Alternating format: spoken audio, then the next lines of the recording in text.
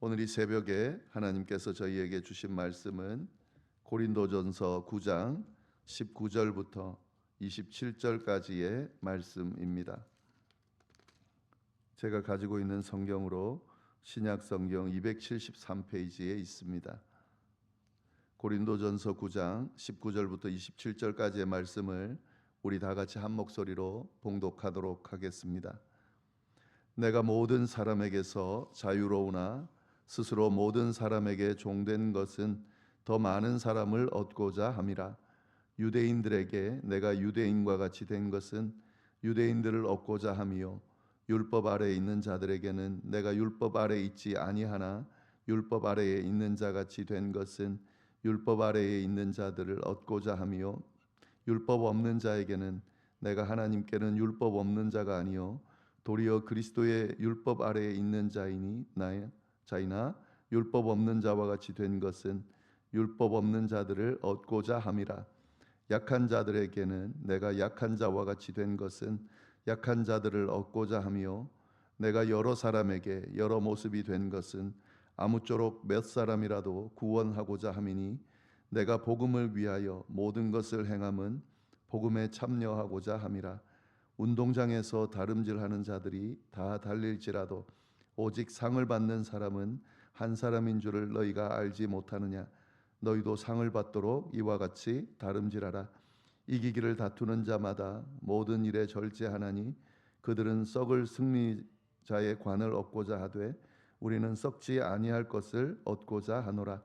그러므로 나는 다름질하기를 향방 없는 것 같이 아니하고 싸우기를 호공을 치는 것 같이 아니하며, 내가 내 몸을 쳐 복종하게 함은 내가 남에게 전파한 후에 자신도 도리어 버림을 당할까 두려워함이로다. 아멘. 네, 오늘 고린도전서 9장 마지막 부분의 말씀을 함께 나누도록 하겠습니다. 바울은 이 고린도전서 9장을 통해서 자신의 사도권을 변호하면서 자신이 사도로서 당연한 권리들이 있는데 그 권리들을 스스로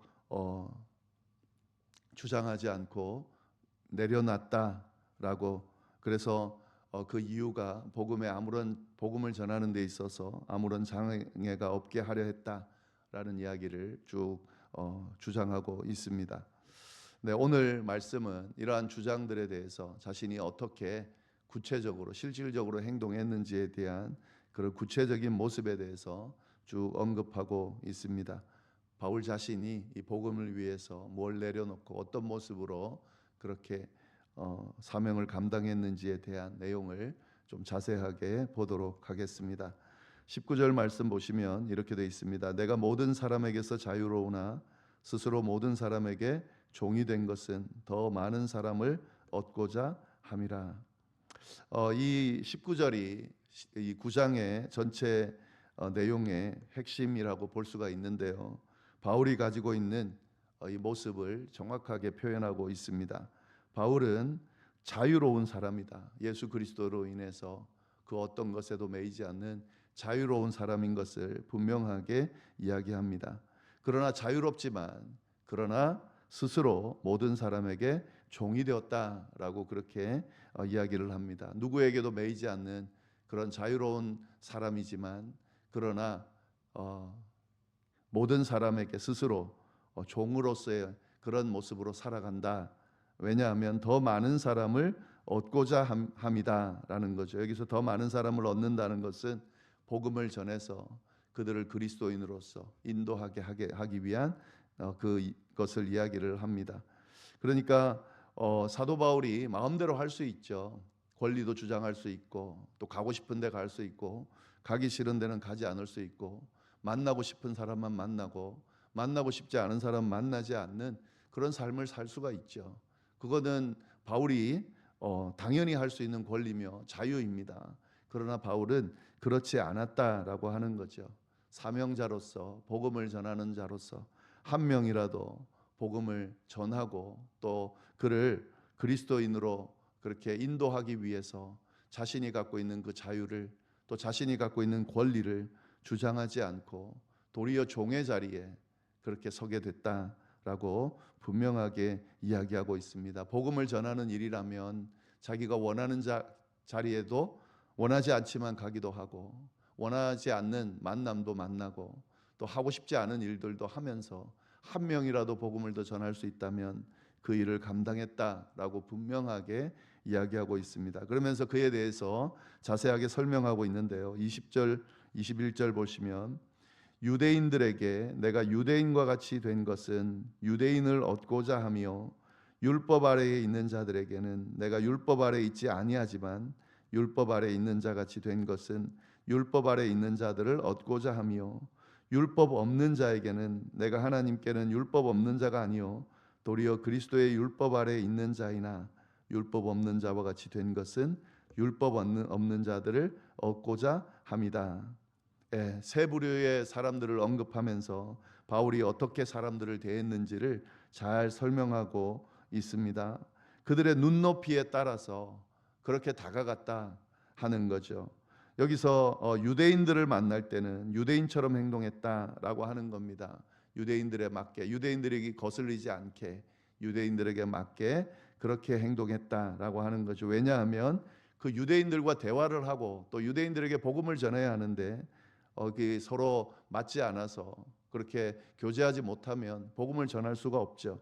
그래서 유대인들을 얻기 위해서 유대인들을 만났을 때에는 유대인처럼 그렇게 행동을 했다. 당연한 거죠. 바울은 유대인이기 때문에 유대인의 모습으로 대한다고 하는 것은 너무 당연한 겁니다. 두 번째, 율법 아래 있는 자들은 어떻게 했는가? 여기서 율법 아래 있다는 것은 유대인이면서도 율법을 중요하게 생각하는 사람들을 이야기하는 겁니다. 율법 아래 있는 자들에게는 자신이 율법 아래 있지 않지만, 바울은 율법에 매인 사람이 아니죠. 그러나 율법이 없는 자처럼, 율법 아래 있는 자처럼 그렇게 행동했다라고 하는 거죠. 그 율법을 중요하게 생각하는 사람들과는 율법을 중요하게 생각하면서 그렇게 율법 아래 있는 자들을 얻기 위해서, 그들에게 복음을 전하기 위해서 그렇게 행동을 했다라고 하는 겁니다. 그리고 여기서 보면 율법 없는 자, 즉 이방인들을 말하는 거죠. 율법 없는 자들에게는, 그들에게는 또 자신이 율법 아래 있는 자죠. 유대인이죠. 그러나 이방인처럼 그렇게 다가갔다. 그것은 이방인들을 얻기 위함이었다라고 하는 겁니다. 근데 여기서 제가 이렇게 말씀을 드리면 이 바울은 그러면 가식적으로 그렇지 않은 행동을 그럼 한 건가? 그런 의미는 아닙니다. 지금 바울은 명확한 그런 어떤 기준이 있습니다. 그 정체성의 모습이 분명한 사람입니다. 바울은 유대인이지만, 유대인의 율법을 철저하게 지켰던 사람이지만, 그리스도로 인해서 율법이 그를 이제 더 이상 매지 못하도록, 도리어 그리스도 안에서 율법이 완성되어서 율법 아래서 자유하면서도 그리스도인으로서 율법을 지키는 그런 정체성을 분명히 가진 사람이었습니다. 그러나 그 정체성을 분명하게 가지고 있다고 해서 그러면 유대인들과도 관계를 끊고 전혀 만나지 않거나, 또 유대인으로서 이방인과도 만나지 않고 그렇게 관계를 끊어버리거나 그렇게 한 것이 아니라, 그가 가지고 있는 정체성을 유지하지만 그렇지 않은 그 관계를 맺기가 힘든 사람들도 그 관계를 맺으면서 그들과 대화를 열고 그렇게 교제를 했다는 거죠. 왜 그러냐면 복음을 전하기 위해서 그렇게 했다라는 것을 분명하게 이야기를 하고 있습니다. 복음을 변형시킨 게 아니죠. 복음을 바꾼 게 아닙니다. 복음을 전하기 위해서 그들에게 맞는 그런 전달 방법과 태도를 취했다라고 하는 겁니다. 이 부분에 대해서 좀 잘 볼 필요가 있는데 22절 말씀과 연결해서 좀 보면은요, 약한 자들에게 내가 약한 자와 같이 된 것은 약한 자들을 얻고자 하며, 내가 여러 사람에게 여러 모습이 된 것은 아무쪼록 몇 사람이라도 구원하고자 함이다. 바울의 기본적인 마음은 뭐죠? 어떻게든 복음을 전하기 위해서 그들과 교제하고자 했고 복음을 전할 기회를 얻고자 했다라고 하는 거죠. 유대인들에게는 유대인의 모습으로, 이방인에게는 이방인의 모습으로 다가갔다. 그러면 유대인에게는 유대인의 모습으로 다가갔다는 건 뭔가? 대화를 할 때 어떤 방법이나 태도를 취할 때에 유대인들과 교제할 수 있는 그런 방법과 태도를 취했다는 겁니다. 유대인처럼 행동했다는 것이 그렇지도 않으면서 유대인처럼 행동했다거나 이방인처럼 행동했다거나 그런 것이 아니죠. 이방인에게 다가갈 때는 이방인의 문화를 이해하면서 그들과 대화할 수 있는 길을 열면서 그렇게 다가갔다라고 하는 거죠. 이 이유는 뭔지 분명하게 이야기하죠. 아무쪼록 몇 사람이라도 구원하고자 한다. 한 사람, 천하보다 귀한 한 사람을 구원하기 위해서라면 그들과 대화하는 것, 내가 불편하지만, 내가 익숙하지 않지만, 나는 그런 모습을 갖고 있지 않지만 그들에게 복음을 전하기 위해서라면 당연히 그런 자유들을, 그런 모습들을 내려놓을 수 있었다.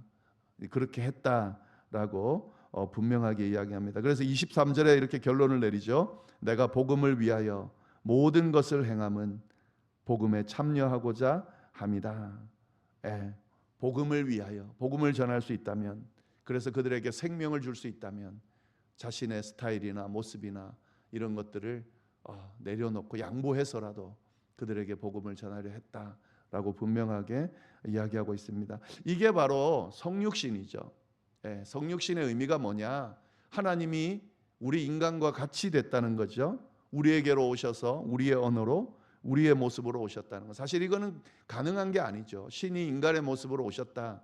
이거는 할 필요도 없고, 또 신이 인간의 모습이 됐다는 것 자체가 이것은 굉장한 일입니다. 사실은 불가능한 일을 한 겁니다. 왜냐하면 우리를 구원하기 위해서 그렇게 하셨다는 거죠.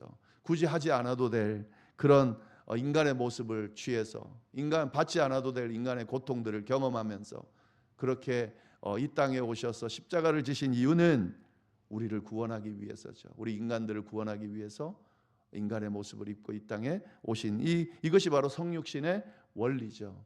마찬가지입니다. 이 성육신의 원리가 우리의 사명 가운데, 우리의 삶 가운데, 신앙 여정 가운데 동일하게 드러나야 한다는 거죠. 신앙생활하면서 거룩함과 순결함을 지킨다는 명목 아래, 또 진리를 선포한다는 그런 어떤 취지 아래 모든 것을 끊어버리는 사람들이 있습니다. 나만 거룩하고 나만 진리고, 그래서 사람들이 아예 범접하지도 못하게 만드는 사람들이 있습니다. 그러면서 나는 순수한 복음을 지켰다. 그래서 다 떠나가는데 복음을 들을 수 있는 기회도 만들지 않고 다 떠나보내고는 나만 복음을 지키고 있다. 이렇게 신앙생활하는 분들이 의외로 많이 있습니다.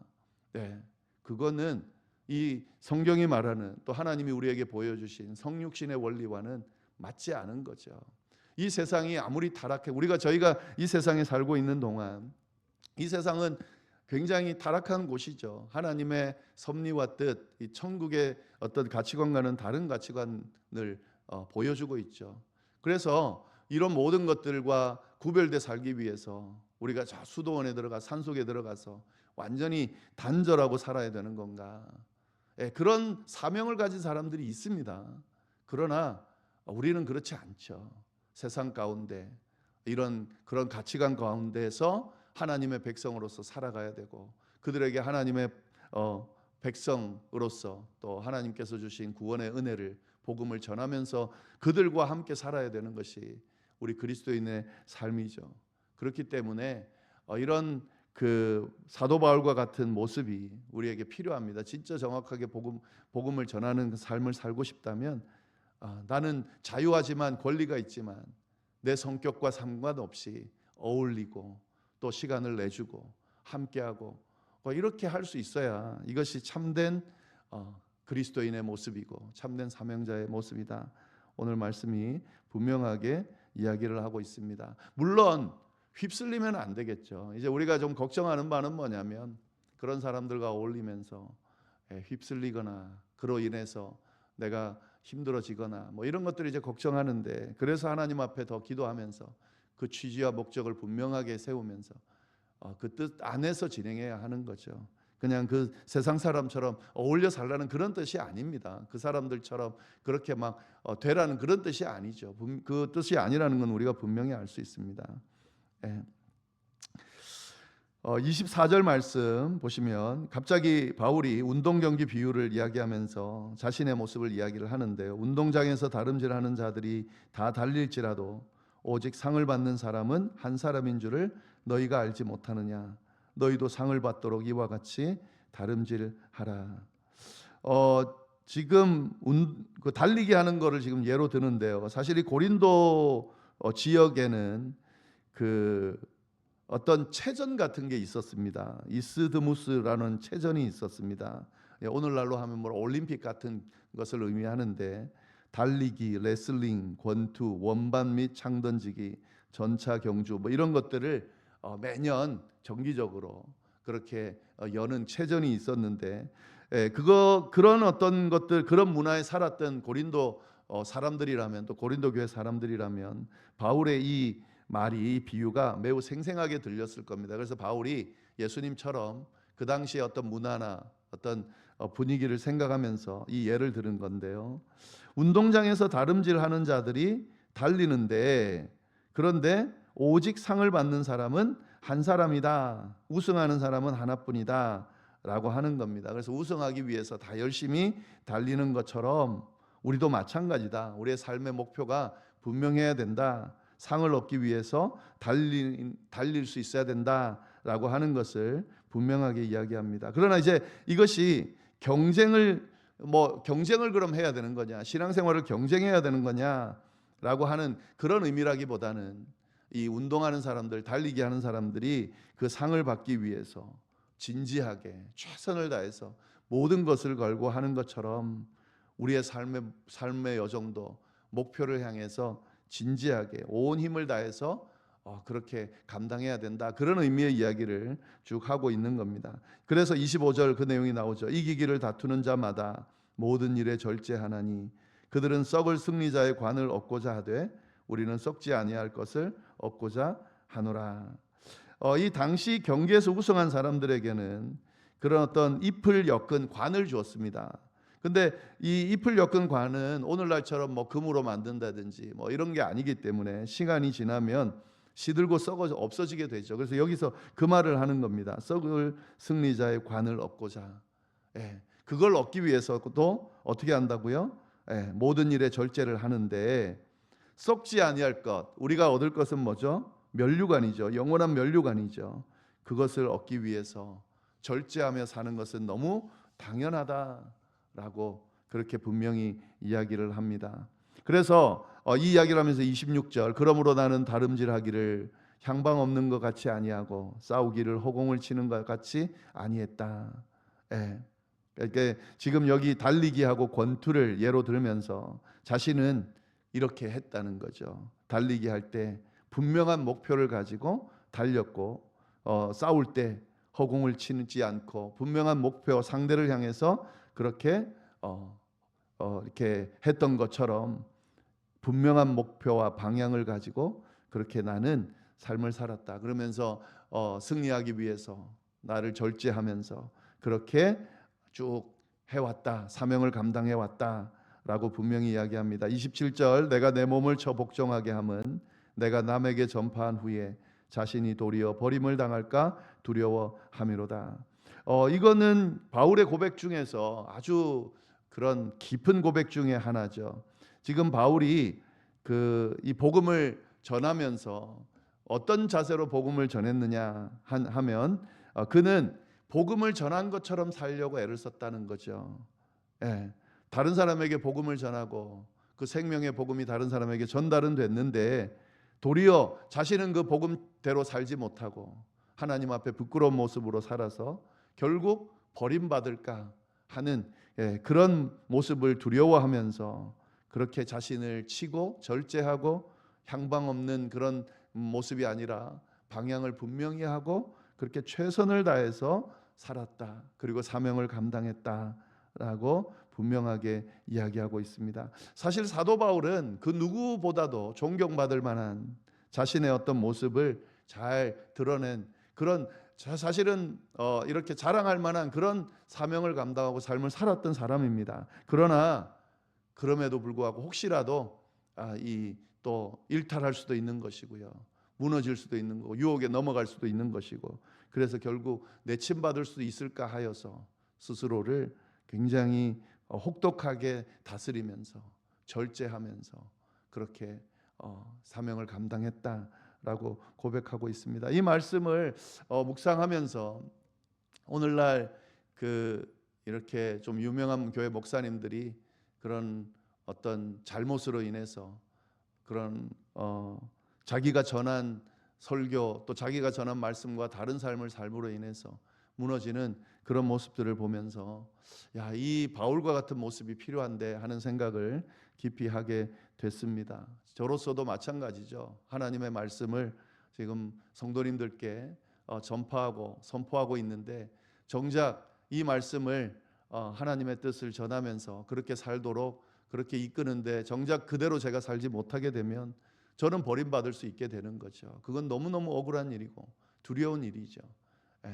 근데 제가 전하는 말씀대로 그렇게 사는 것이 그것은 너무 당연한 것이고 꼭 그래야만 한다라는 생각을 가지고 제 마음을 좀 추스리고 제 삶을 추스리고 좀 말씀대로 살아야 되겠다 그런 생각을 했습니다. 마찬가지죠. 꼭 목회자뿐만 아니죠.